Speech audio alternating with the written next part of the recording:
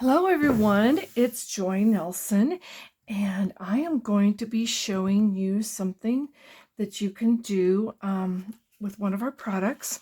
This is the blender pens, and yes, I have written the date that I ordered this because blender pens will eventually kind of dry out, but it does take quite a long time or a lot of use.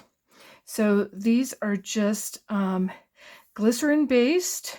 You get 3 in a package, and you can use them over and over. And so basically, you need to have a ink if you're going to be stamping in black and then coloring with a coloring medium using the blender pens. You need the StazOn jet black ink, and I've gone ahead, because you have to let it dry a little bit, I've gone ahead and stamped this. You also, if you're going to do coloring, you need a kind of an outline image that will leave you some spaces to color. So I am using this kind of floral stem here and my blender pen. And let's see. I think the first thing I'm going to do is use it with the watercolor pencils, because you need something, that's going to give it some color. I'm just going to pick a couple of pencils here, and I'm using a red and an olive. And there's a couple of different ways you can do this. You can create like a little palette. You can kind of make a little scribble and create yourself kind of a little palette, or you can take it directly from the pencil to get your color. But what blender pens does is it blends color basically. And so I'm going to just, I'll show you how to just pick it up off the palette here. And because it has kind of a marker tip, a brush marker tip, so it's easy to control. For me, I find it's much easier to control than a like a water brush, because it does have that kind of marker feel.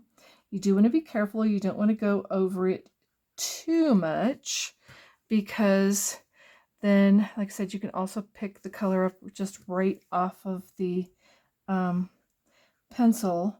Because if you work this paper, this is basic white paper, if you work this paper too much, you can, your paper will start tearing up because it does get it kind of wet. And so we're just picking up some color. And then you can let that dry a little bit and just, go in and just blend your color.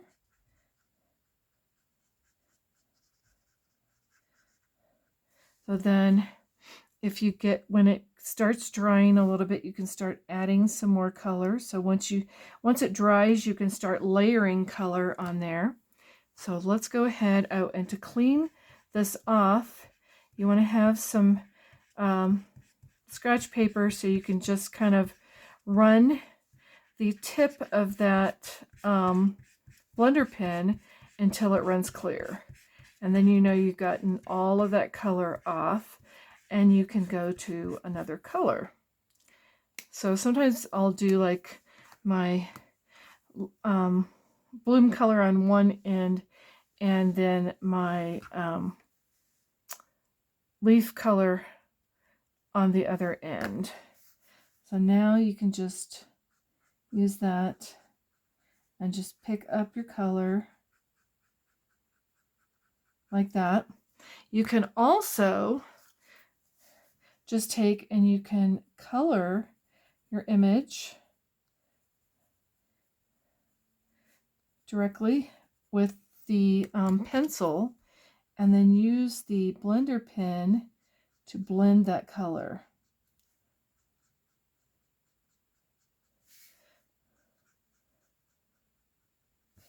So this is really nice for coloring.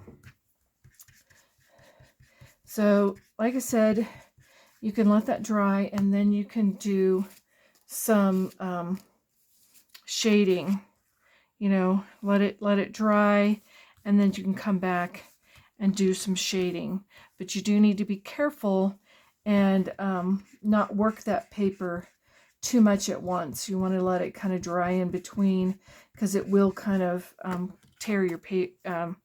You'll get little pills of the paper. It kind of tears your paper up a little bit if you try to work with it too wet.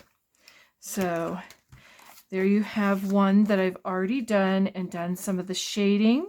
So that is one way to do it. You can also pick up color off of your Stampin' Write markers. So these are just happen to be the new in colors.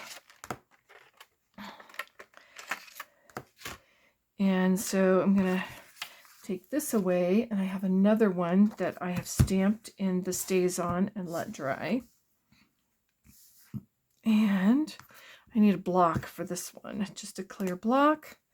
And I'm just going to lay down. You want to make sure you use the flat of your marker. You don't want to use the point because you'll ruin the points.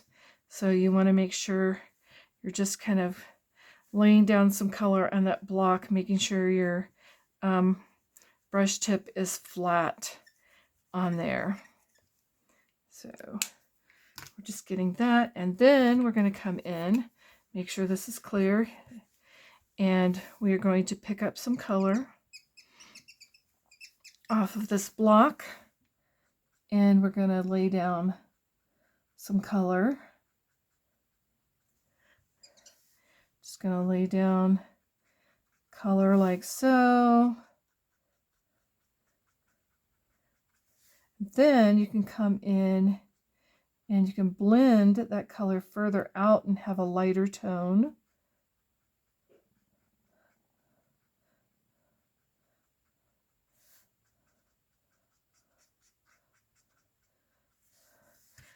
So, and make sure that runs clear. Then I can come in and on the other half of my block with this kind of really pretty green color here, and just pick up some color with my blender pen.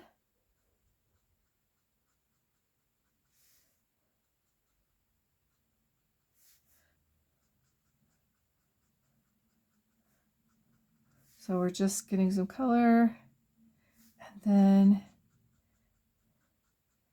you can kind of spread that color out to a lighter tone.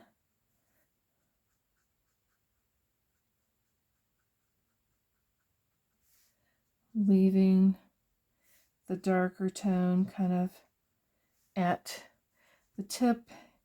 You can kind of come in and dab in a little more color.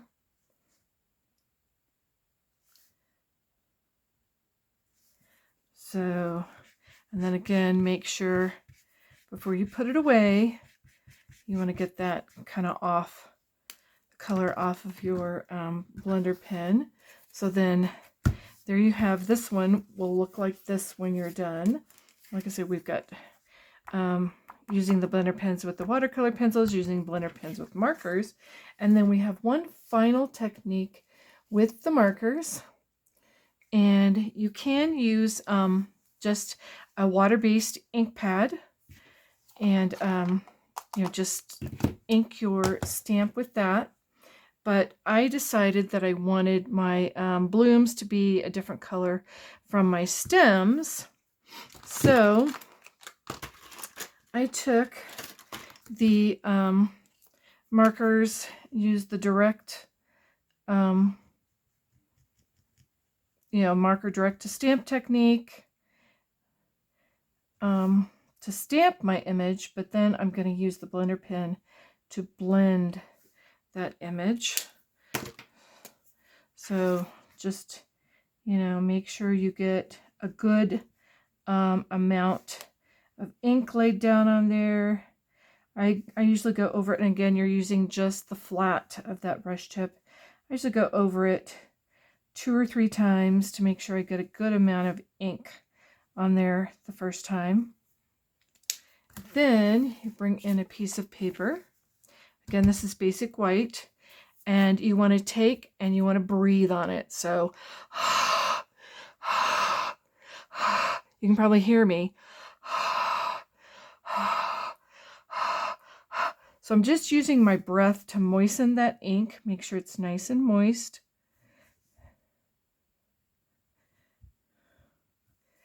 And there we have that.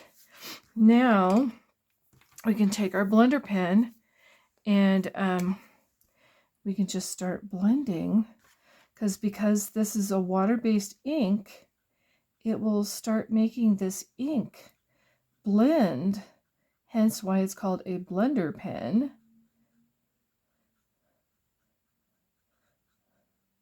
So again, if you start down at the base and just kind of work it out, you can get kind of a two-tone look here with kind of some shading.